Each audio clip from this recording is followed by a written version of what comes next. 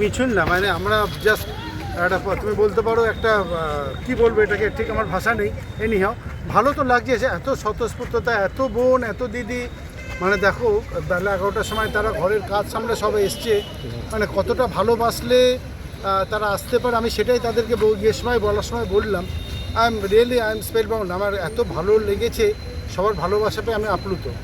বলছি ভোট চাইছেন না, বলছেন কাজের মানুষ, কাছের মানুষকে আগে যাচাই করে নিতে বললেন। একটা কথা আমি পরিষ্কার করে বলছি, মানুষ তো আমার কথাতে, কারোর কথাতে ভোট দিচ্ছে, নিজের যুক্তি ইয়েতে বিচার করে দেবে।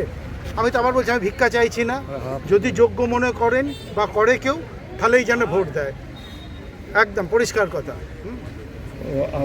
মহিলাদের উচ্ছ্বাস কেমন ছিল?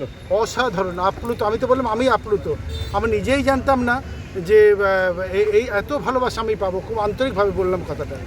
হ্যাঁ,